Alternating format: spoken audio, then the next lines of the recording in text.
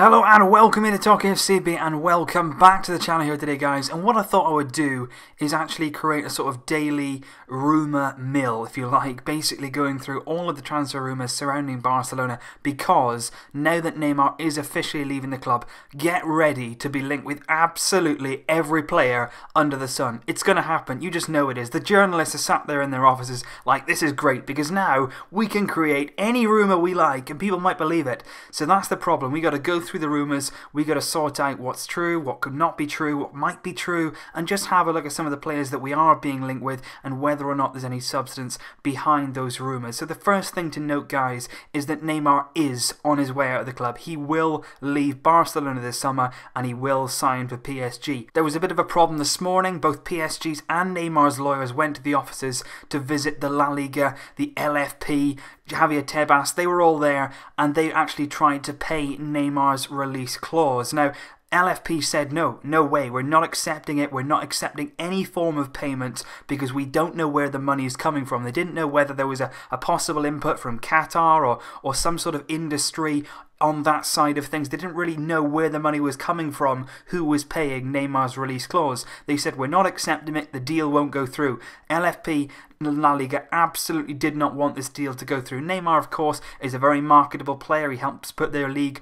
on the map. He helps with a lot of things commercially and globally around the world, so it's quite obvious why they didn't want him to leave. It wasn't any favoritism of Barcelona. If anything, it was actually hampering us because Neymar was going to go at some point because they couldn't really hold up the transfer legally, but they were just delaying it, and that actually gave us less and less time to find a replacement. So then a conclusion was reached. LFP said no, they left the offices, all the lawyers left, and they then went directly to Barcelona. Neymar's lawyers went to the club's offices, they went in there and they deposited Neymar's 222 million release clause. So in effect, Neymar actually triggered his own release clause. Now LFP came out later on and said the reason that they did not accept the payment is because they believed it was an illegal transaction by PSG. So it's a bit of a murky transfer, which is quite interesting because, of course, you remember when Neymar joined Barcelona, there was a lot of implications from that transfer, the tax issues that our club went through, and it's going to be very, very interesting if this transfer is ever broken down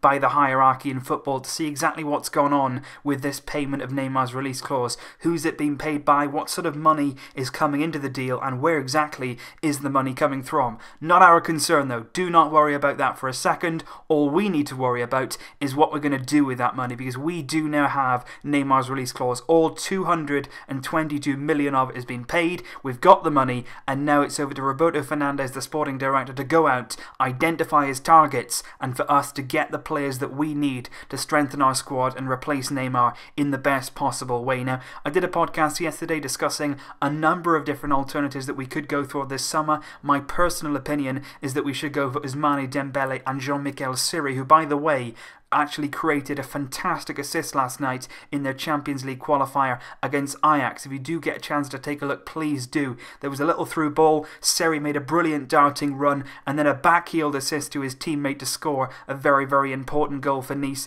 in their quest for Champions League qualification. And there has been a lot of rumours with Barcelona today. Once that went through with Neymar, the rumours began, and actually last night there was a few things coming about as well. One of the positive things I want to tell you about is, according to Catalan media, Cat Radio came out last night and said that Barcelona have absolutely no interest now in signing the Brazilian Paulinho. That's a big positive. For whatever reason, the club were getting sidetracked. They were going for Paulinho this summer. That now, according to Cat Radio and Catalan media, that is off the table. They're no longer interested. And I actually posed the question, does that have any relevance to Neymar? Suddenly Neymar's left the club and now we're not interested in Paulinho anymore. Of course, they're Brazilian teammates. Read into that what you will. But the most important thing for us is that Paulinho will not be joining the club this summer. And for me, that's a big positive.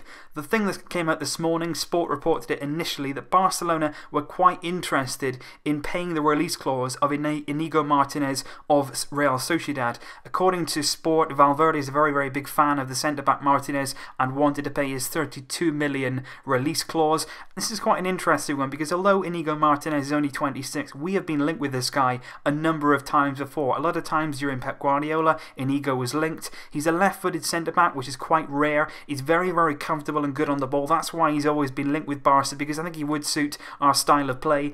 A lot of people, though, seem to be coming to the belief that really centre-back right now is not our priority, is not something we really should be looking at to really go for straight away. I think if we had a little bit of money left over at the end of all our transfers, I wouldn't be too disappointed with Inigo Martinez. He's a consistent player in La Liga, he understands our style, Sociedad plays some good football, and he's also been experienced in some European games in his time at Sociedad as well, so he is a decent centre-back, and I think he could certainly be a decent player for the club. 32 million in the modern market isn't a massive amount of money. It is quite a decent sum, but like I say, he is a good player, so it would be an interesting investment, but I wouldn't pursue that right now. Right now, I'd be focusing on Ousmane Dembélé and possibly looking at a midfielder to bring in as well. We've been linked with Coutinho, of course, and of course as well we've been linked very, very heavily, like I say, with Dembele, and there are a number of reports coming out today on that transfer. We are favourites to sign him, although yesterday evening there was a little bit of interest apparently from Real Madrid as well. But this is a possible thing because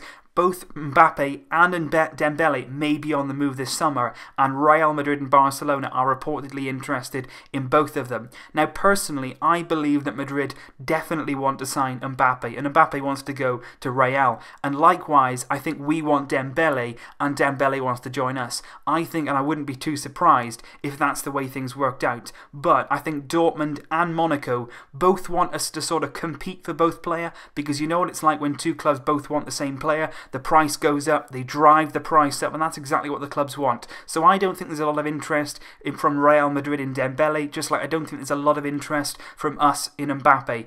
But there's going to be a lot of reports and a lot of things saying that we are in the next few weeks. Now, a lot of people in Mundo Deportivo seem to believe that Dortmund are open to negotiations over Dembele. They came out earlier today with an exclusive. They said that BVB are interested in selling Dembele if they receive an offer upwards of 100 million euros. So that is the line coming out of Dortmund, that they will sell if the offer exceeds 100 million. That's very, very interesting because of course that is a lot of money, but given the fact we've got 220 million to spend, I don't think we need to go out splashing the cash straight away. We don't need to throw it out and, you know, spend it all at once. But Dembele's a player who can come into our team. He's young, he's talented, he's just had a fantastic breakthrough season at Borussia Dortmund. He suits our style of play, he's good on either foot, he's certainly very, very good on the ball, and I think he could be a massive asset to our team. So if it does take over 100 million to get him here, we should possibly pursue that, because that's being mentioned as well for Philippe Coutinho. It does appear that if we want to sign Coutinho from Liverpool,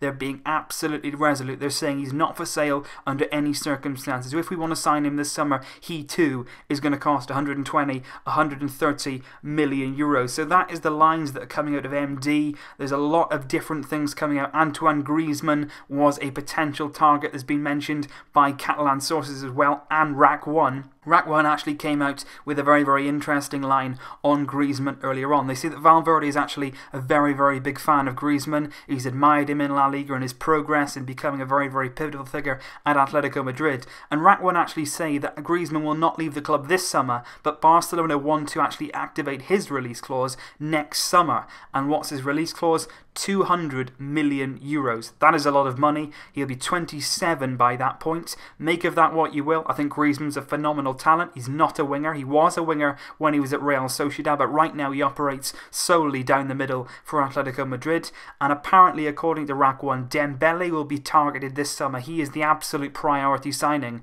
with Griezmann possibly coming next season. Valverde, a big fan of him. I think we all are. Griezmann, there's no doubt about it. He's a fantastic player, but whether we should be spending that amount of money next summer on him is yet to be desired. But I think we shouldn't get too caught up in that. Our main focus is Dembele, and most importantly, our main focus is getting players in this summer. Don't worry about next summer just yet. I think we should save a bit of money from this summer for that time, but our focus has to be on right now. So with Neymar gone, expect these rumours, guys, day in, day out. I think Dembele is certainly the player that we're going to be pursuing straight away. Roberto Fernandes is apparently a very, very big fan of the Borussia Dortmund winger. He does play primarily on the right hand side, which could give us a few potential problems, but I have been told that he has played on the left on quite a few occasions and is certainly capable of adapting there. Coutinho is still on the cards. I think we are still negotiating with Liverpool, but like I say, they're very, very defiant. They don't want to sell him under any circumstances. So that deal is going to be a tough one. I think we're talking about a very, very big fee. I think Coutinho does want to join the club,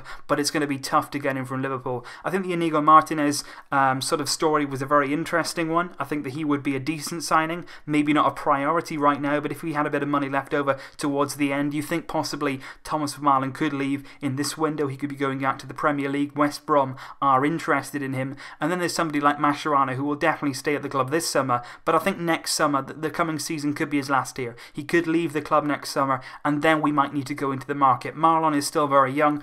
Titi, of course, is developing into a fantastic young centre-back, but Gerard Piqué, 30 years old now, he's not getting any younger, so it wouldn't hurt to plan for the future. We've got to keep doing that. We've got to keep planning for the future. We can't allow ourselves to, stick with an aging squad and suddenly that'll catch up with us. We've got to keep planning. We've got to keep our head above water. But right now, our target for sure is Dembele. We're still negotiating with Coutinho. Seri has also been mentioned in a few different papers, but nothing quite concrete on that yet. But what is absolutely clear is that we're going to spend this Neymar money, and I really, really do hope that we spend it wisely. It's a massive summer for us. It's a massive summer for the board. They know they've got to get this right. They know that they have to make the right decisions because the vote of no confidence is at the start of next month. If they don't replace Neymar adequately, if they don't do the right business, it will get very, very bad for them. So in some ways, it could be a win-win situation for us. If they sign the right players, if they finally do their jobs right, bring in the right players for our squad that Valverde needs,